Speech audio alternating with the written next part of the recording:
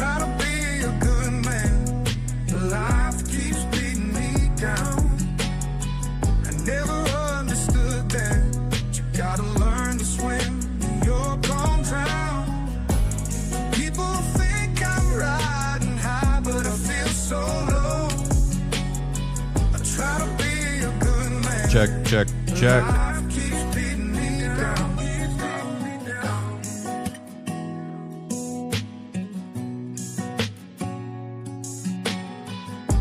Check 1, 2.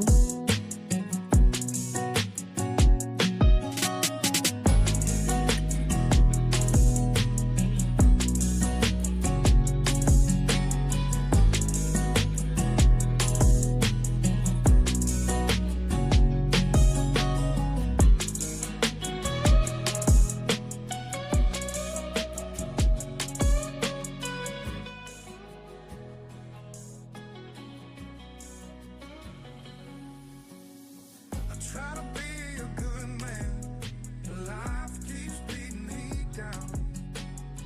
I never understood that you gotta learn to swim, you're gonna drown.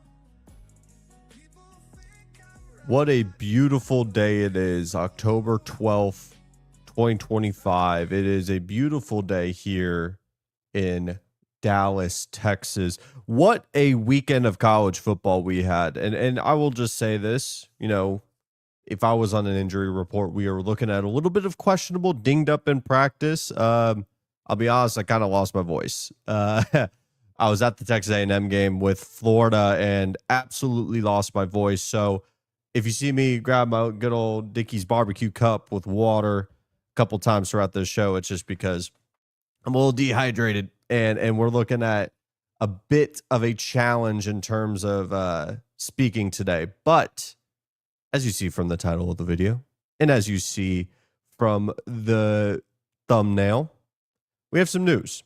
We have some interesting news, to say the least. James Franklin is fired.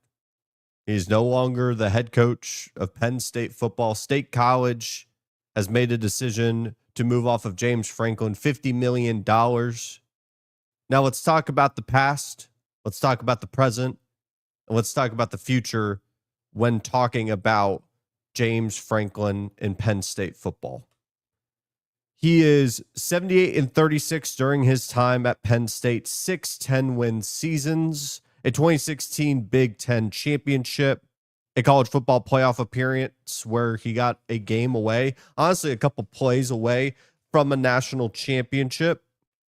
And I think when talking about Penn State, at the time that James Franklin became the head coach of this program, they were dead in the water. They had the scandals. And the fact that he came from Vanderbilt and was able to turn around this program obviously is not going to be something that people are going to talk about right now. They're probably not going to talk about it in a month from now. But I think as we look back at the time that Franklin had put into this program and to be able to get it to a perennial 10-win season type of program, obviously not getting all the way to the finish line, should be given credit to him. Because if you really dive into the makeup of what was going on at Penn State, I think you would really understand the lack of maturity the program had and the fact that he was able to get it there. And I want to make sure that's being very clear. Going into the season and in years prior, I had been one to defend Franklin and say just because he hasn't done it doesn't mean he can't. That this, notion that he can't win the big game, there's a lot of teams that don't win the big games. We said that Ryan Day couldn't get to the finish line and then he did it the year prior. But when we talk about the present and we talk about what Penn State is in 2025, you ran out of excuses. You ran out of rope to use. And once you fell with speed and you fell quick. And this 3-game skid by Penn State was, I honestly don't have words for it. because I had built out my script and what we were going to talk about today based on just the Northwestern game, but we have to broaden it out. Oregon broke them. And I think I said it in last week's video or last week's shows. I said the Oregon game was just the snowball at the top of the mountain that got pushed down. And then UCLA happened, Northwestern happened. What's wild to me is you had this microcosm of everything's working in your favor in terms of scheduling dynamics, roster, just maturity of that roster with who was coming back with Aller, Catron, Nicholas Singleton. You bring in Trevor Pena from Syracuse, the guy that's supposed to be an NFL wide receiver. Finally, we have a weapon on the outside. You have a defense with a defensive coordinator in Jim Knowles who just won a national championship. So not only do you have continuity, you also did the cherry and the whipped cream on top with the transfer portal additions. So all of this was culminating into the 2025 season that Penn State had earmarked as this is the year. Not only that, when I say the microcosm, I say Oregon, the whiteout at night. You avoided big noon kickoff. You have Oregon traveling across the country. You have all of this earmarked for the game. This is the opportunity. If you don't do it now, you will never do it. And I think that truly got into the heads of Penn State football from top to bottom. He lost the locker room. I hate that term. I hate how generic it is. What does losing the locker room mean? This is the best depiction you can think of when talking about what is losing the locker room. Because at the end of the day, Franklin, you can't turn this around. Now, we do have to talk about the fact that Drew Aller injured, out for the season, 3 minutes left in the fourth. We could say maybe they win that game still, but this team is broken from top to bottom. And if you're Penn State, you look at this and you just say, if you weren't able to do it when everything was finally working in your favor, when are you going to do it? That's the honest to God truth. When is it going to happen? And at the end of the day, your answer is more than likely it's just not going to happen with you.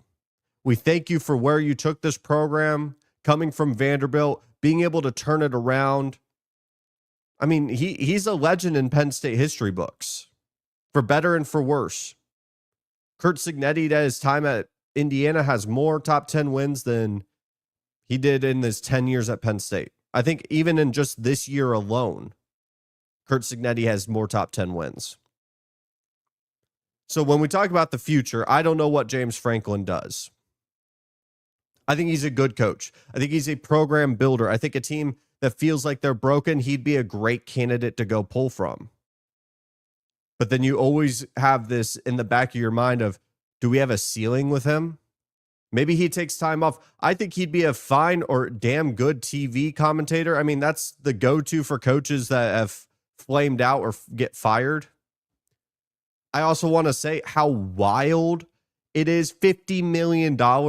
I mean, preaching to the choir here. You see the A&M pennant behind me, Jimbo Fisher's buyout, but Jimbo Fisher was having below 500 seasons. Paying $50 million for a guy that's not getting you to a national championship, that signals to me a couple things. That signals to me, A, that they're not going to mess around with this coaching candidate, that they want to go find a guy that's going to get the job done. That's why when you hear the names I'm going to list out in terms of candidacy, they're going to be a little wild because I think Penn State's going to throw some money at them. Now, I don't know the details of Penn State in terms of their NIL funding. They're definitely going to have a little bit more budget just solely off the fact that recruiting's going to take a hit, and it's already taken a hit. What, an hour since the announcement, we've seen 2 decommitments. Now, a couple of them from later classes, which makes sense when you're not wanting to commit to a team for 2 years and you don't even know who the head coach is. I really begin to wonder, maybe with Drew Aller, he could come back, I think, for one more year, if I'm remembering correctly, and maybe transfer. But this era for Penn State, it's time to close this chapter. And I think they made that decision for Penn State fans. The fact that they did it mid-season, the fact that they even did it at all and clicked the reset button, because there are so many teams across the country that would be just fine living at 10-win purgatory, because 10-win purgatory is maybe a handful of teams out of everyone else, out of the 136 that are there. Not a lot of people can get to 10 wins. Even Texas A&M can't get to 10 wins, and they have all that money invested. But if you are serious, you make this type of move, and they did. And I don't know what James Franklin goes and does. But here are 3 names that I could see and have already been linked to the job. Now, obviously, we'll react to it. I don't want to make this a weekly segment of who potentially could get the job. My rule with coaching candidacy is I'm going to name the guys that have been rumored early, and then we're going to wait until a hire happens. Number 1 is Curt Cignetti. Curt Cignetti, a Pennsylvania native. His buyout goes from $13 million to $10 million as soon as December 1st happens. There's a lot of connections there. Now, I know Cignetti likes, of course, Indiana, but at the end of the day, Indiana, not a football school. They're basketball. That's where the money is. Same with North Carolina. That's where the money is. Now, they could pull together and keep him around, and maybe he loves Indiana. Maybe he's a family man. He doesn't want to uproot his family, but it's a hard bargain to not have to go to Penn State where you could go win a national championship. Maybe Cignetti believes he could do that at Indiana. Not 100% sure. Someone in the comments said Deion Sanders. I don't even know if Deion's going to want to coach with some of his medical history. That's my big concern. That's why I don't bring up Deion Sanders as a coach in terms of future coaching jobs, just because I worry for his health. Matt Rule is going to be a guy that people question if Nebraska can hold on to it in 2025 in terms of his contract and the resources that Nebraska is going to bring. I think he's happy where he is, and I think he's going to see through the Dylan Raiola era and see if this is going to be the long-term solution. I'd be curious if he sticks to the college game. He already dipped his toes in the NFL, burned out. So I'd be shocked if he tried to go back into those waters. But I think he's comfortable at Nebraska. But like I said, if Penn State's willing to pay the $50 million to get off of James Franklin, to start this search early, what's to say that anybody's on the table, not named Dan Lanning, Kalen DeBoer, Kirby Smart? You know the guys, obviously Ryan Day. But there's a lot of coaches that you may not be thinking of that could be on the table. I think the safe option, the one that if you want to go with the comfort guy, maybe you don't have as much money, is Manny Diaz out of Duke. He's done a good job since his time as an assistant for Penn State. I think Penn State fans would not be okay with that option. Like I said, if you're putting that much money to get rid of the guy, you better hope that you hit on the guy that you're bringing in, that he can take you to that next gear. And like I said before, 10 wins, 10-win purgatory, that's not an area that a lot of coaches are in, let alone a guy that's going to be available that can get you to that next year. You're going to have to vet and make sure he is the right one, or this is all going to be crashing down very quickly. James Franklin is fired. I didn't think I'd be saying this in October. I thought I'd be saying it in December. But with how they flamed out, man, it's inexcusable for how the season went. And I think Penn State made the right move. I really do. Welcome to the Stadium Pulse, by the way. I didn't make a little bit of an intro to start the show. This is a college football show. We only do college football around here. Kretschmann Media powers this whole thing. And my name is Tegan Randolph. You may have seen me on TikTok. I got my own YouTube channel. It's From Sap to Whistle Football. I only do college football and film breakdowns around here. Once we get to the NFL draft, we'll dive into that as well. If any of those topics ring a bell and you like talking about that stuff, you've come to the right place. If I don't get your sub now, I'll get your sub sooner or later. But a like, a comment, a share, anything across the board is truly appreciated by me. Because of how jam-packed this week of college football was, I don't have time. This show doesn't have time to do game recaps every single game. So we're going to do 5 of the biggest takeaways from week 7 of the college football season. I got 5 of them. Take it or leave it, man. Listen, we may do other breakdowns. Honestly, the only way that you can for sure get a topic on the show is you leave a comment. And I'll put it down and we'll talk about it on the Tuesday show. We're alive Tuesday, Thursday, and Sunday. Tuesday and Thursday are at 5:30 Central. And then this time on Sunday, every Sunday. Number one takeaway, no order. Michigan is just not ready this year. They're not ready. I've said it time and time again when talking about Michigan. They're kind of playing with house money this year. You have the phenom, the young quarterback in Bryce Underwood, who I think has checked about 90% of the boxes that you're looking for out of a true freshman. It'd be unfair to him if you were expecting Heisman level numbers with the situation around him, the offense that he's in, and the fact that he's an 18-year-old. I think Michigan's going to be just fine. But I think in 2025, when I'm saying they are playing with house money, they don't really have to be worried about the consequences of having a bad year. They could make it to the college football playoff. That's great. You surpassed expectations. And maybe Michigan fans, it is the expectation to make the college football playoff. A couple of years ago, you won a national championship. I understand that. But at the end of the day, with a true freshman quarterback starting, you could basically do whatever you need to just at least see his development through. And there was a notion that maybe they could be a college football playoff team in year 1, which would be incredible. But what's so impressive to me is the fact that USC held a Michigan football team to 109 yards rushing. When's the last time you've ever heard a USC team locking in on the rush defense? Film didn't show you that. Nothing has shown you that up to this point. You've seen improvements, and I've spoke the praises of USC's defense improvements. It's something that should not go lost on how well they've improved from previous years, but we saw what happened against Illinois. We saw them get pushed around. The physicality may not be there where it needs to be for a Big Ten conference championship contender, because with the conference where it is right now, with Indiana, obviously Oregon taking a step back, it's really just Ohio State, and then there's a gap probably between them and then Indiana and then the rest. This was a very impressive win, like a very impressive win, in my opinion, for USC to not only stop Michigan's rushing attack, but hold them from explosives.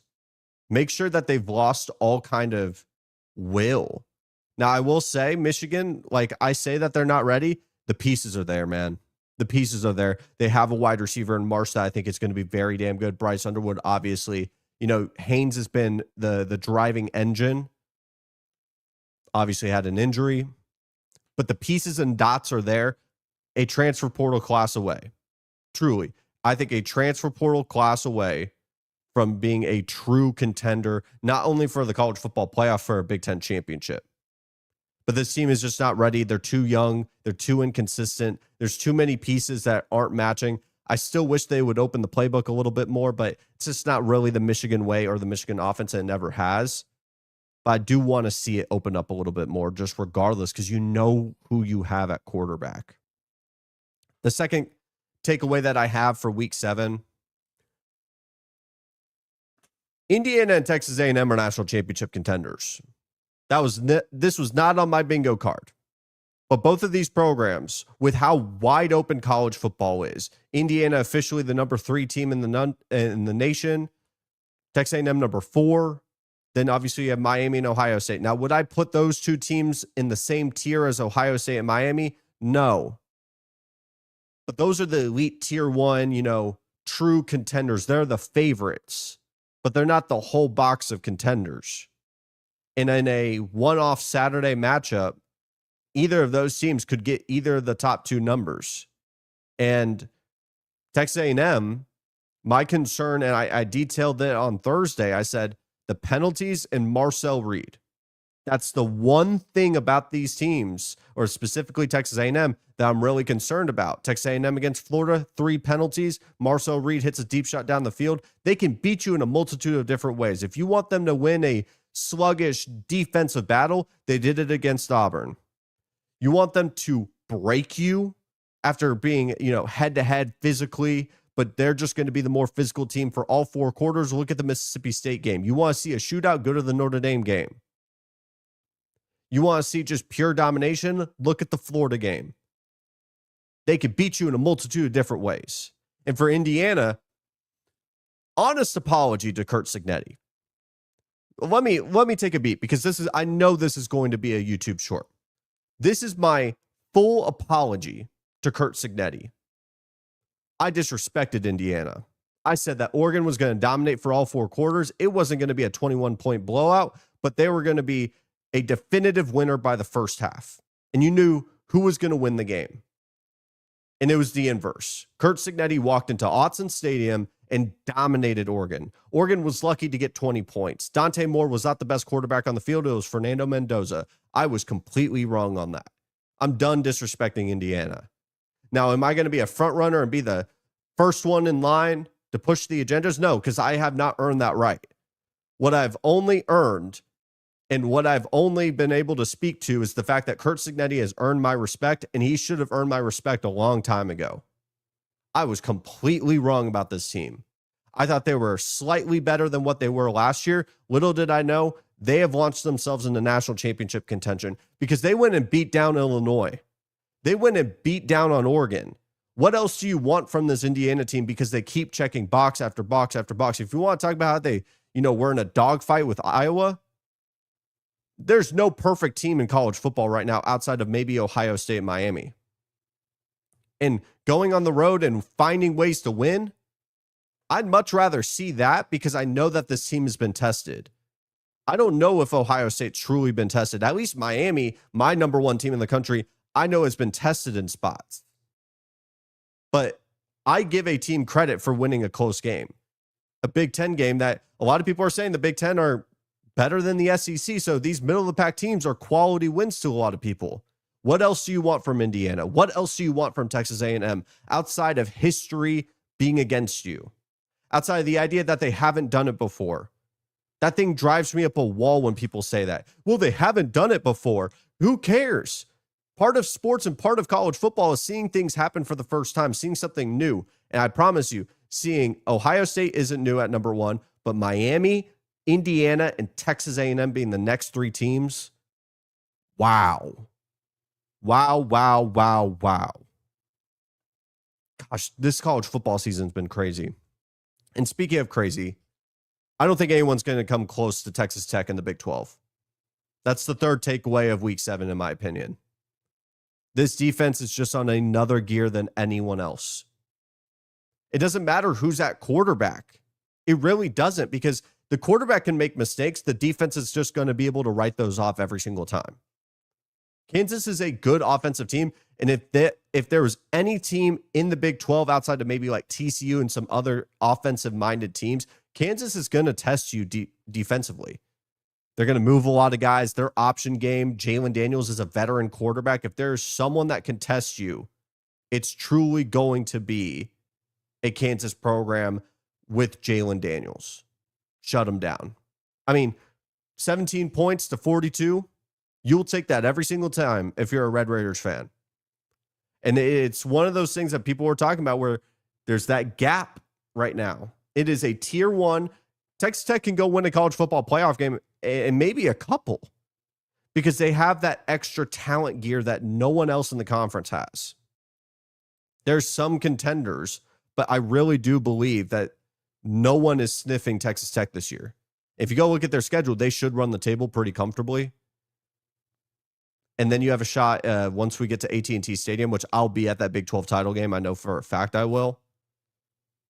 I just don't see anyone stopping Texas Tech because if you're having this rotating door between Hammond and I'm blanking on the other, Morton at quarterback, and you're still producing because your running backs and the way that you're finding ways to produce on the offense side of the ball with that defense and that front 7, no one's coming close to Texas Tech. Number 4, funny enough, for the number 4 team at the time, Ole Miss was overrated.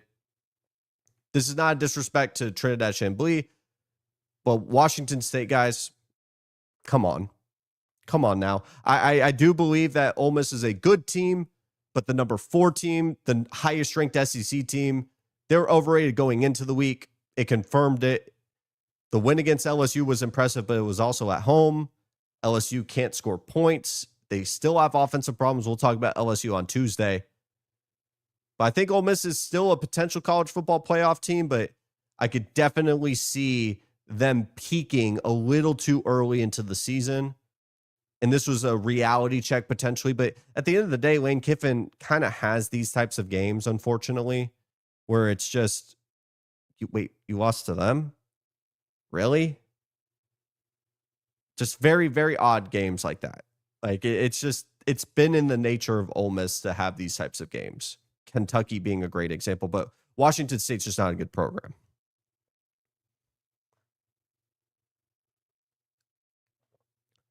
Auburn. Auburn's my 5th takeaway for week 7. They're a head coach quarterback away. They're a head coach and a quarterback away. Because the problem with Auburn isn't the talent. It's the fact that the head coach could only prep for one half of football. And what's wild to me, and I think Brooks Austin said it best, where he said, the plan that you had for Kirby Smart and this Georgia defense was remarkable. To be able to shut them down in that first half, have one of the worst halves of football for Georgia in quite a long time. You had 10 days of practice to do so. Auburn coming off of a bye. It's great. It reminds me a lot of Jimbo Fisher when he would go play like in Alabama. He'd go lose to an Appalachian State. He would go lose to X, Y, and Z. But then he would have this beautiful game plan that you hadn't seen all year when he would go play the big teams like Alabama. And you look at Hugh Freeze and you're sitting there going, where was this in prep for the other games? Where was this in the prep for, maybe A&M? Obviously, you had the bye week, but you had an entire off season. And also, Jackson Arnold did cross the goal line. I just need to point that out before Auburn fans get too upset. But you're sitting there going, are we really a head coach and quarterback away? Because Arnold's not the answer. And to be fair, if you wanted to say Freeze is the answer because he got all these talented players into the building, I can hear you and I understand that. But the preparation and having your team not ready from a week-to-week basis and only stepping up in this spot is a red flag in my opinion. And Auburn, truthfully, was in a dogfight with the A&M team that we could say in hindsight is impressive that they were. The defense is legit. It has NFL players across the board. It's just so frustrating because you could see the ceiling. It's not hypothetical. You could see it, but it's not realized. You begin to wonder, is Hugh Freeze the guy to realize it? So that's my biggest takeaways. Just to recap, as George Pickens goes and runs for a big gain. I apologize. I got red zone to the right of me. Michigan, I don't think is ready. That's my number 1 takeaway from week 7. I don't think Michigan is ready to take that next leap, at least for 2025. A&M and Indiana, national title contenders at this point in the season. I don't think anyone else is coming close to Texas Tech in the Big 12. Ole Miss is overrated. That's fair to say. And Auburn is a head coach and quarterback away from, I'm not kidding, maybe the ceiling of national title expectations. And lastly, usually we do about 30 minutes on the show.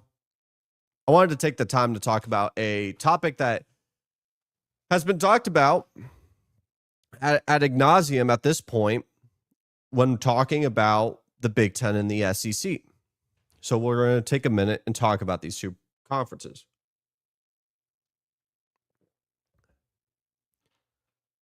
The SEC is better than the Big Ten. Just point blank, period. And I can explain why without using a ton of hypotheticals, even though hypotheticals at the core of most sports arguments are used. And don't try to disregard hypotheticals just because it is what it is. You can use context and you can come to a conclusion of likelihood of some of these scenarios. The way I describe when talking about the SEC and the Big Ten is kind of talking like wide receiver conversations. Now, hear me out. So when talking about the wide receiver a lot of people talk about LSU and Ohio State. LSU, Jamar Chase, Justin Jefferson, Malik Neighbors, plenty of others.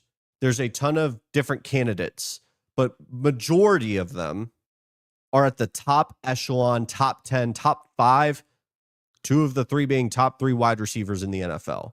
But you have about 4 or 5 of them.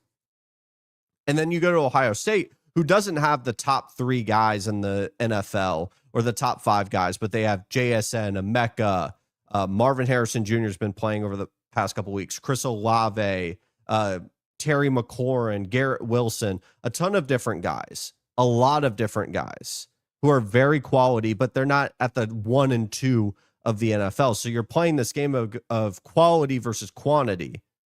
And to me, I think Ohio State's wide receiver because of the volume of teams that they put in. And so bringing it back to the original point when talking about the Big Ten and the SEC, the Big Ten, as of right now at October 12th, 2025, has Ohio State. I'm curious if people would say Indiana's in the same tier of Ohio State. I wouldn't. A definitive, like almost 1A or like just a half step below Ohio State is Indiana. And then probably Oregon. From that point, not Penn State anymore. USC maybe is rising at that point. Illinois maybe in that USC tier. Michigan probably in that kind of realm. But then, and I don't mean if I'm missing someone, because there's plenty of teams that have just joined the Big Ten because there's 18 of them. But in the SEC, from top to bottom, the worst team being Kentucky, easily. The quality is across the board. The parity is there for a reason. You're going to match up athlete to athlete to most of the Big Ten, but there is a definitive D tier of Big Ten teams that would easily be the worst in the SEC. Worse than Kentucky, at least in the same tier. And I think we're overthinking the room a little bit. If you're defining it by who's winning the national championship, go for it. I think that's a false way of thinking. It's just whoever wins the national championship, they automatically are the best conference. Back in the 2010s, the SEC was winning all the national championships, but I would say that they were the best conference because of the quality of athlete that they were putting out. And the depth in these rosters were far and away the best in the country. Now those rosters have evened out a lot because of NIL, the portal, things like that. That's why I honestly see the Big Ten as eye level. Not one is clearly above the other, but if you told me to pick one, I'm picking the conference that puts the most ranked teams in the top 25. It's not biased by the media. People have eyes. They see the teams are as good as anyone else in the country. You watch Penn State fall off a cliff to Northwestern. There's just a clear definitive gap in that Big Ten where the tier 2 is pretty solid, but no one's in the tier 1 outside of Ohio State at this point. And sure, maybe there's not a single team in the SEC that you think could beat Ohio State, but it's not just about one team in one conference making it the best conference. We're talking from top to bottom, and you can't really make the argument to me that the Big Ten from top to bottom, even with more teams, is better than the SEC. I don't think you can make that argument. But with that in mind, guys, this is the Stadium Pulse, powered by Kretschmann Media. If you like NFL content, if you like NBA content, I recommend go check out the channel. Check out the college football stuff, of course. But click on the channels tab. Go check out the CEO Sports Show, Dub's Room, plenty of other stuff that is being posted on a daily basis. Get your fix in that way. I know we're coming up to NBA season, but if you love college football, you've come to the right place. And so I recommend coming back on Tuesday, Thursday, and Sunday every single week. I appreciate you guys so much for taking the time to watch today's show, and I will see you guys next time.